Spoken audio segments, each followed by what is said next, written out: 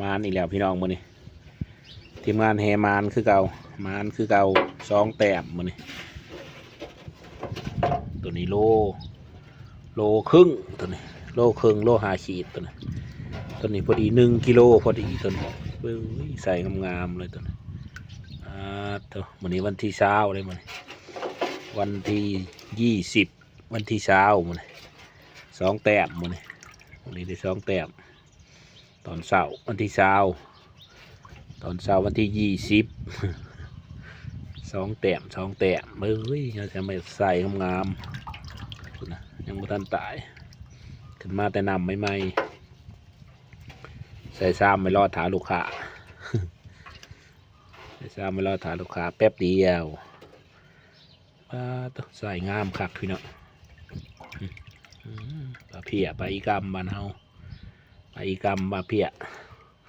มันคอยเอิญปลาเพีย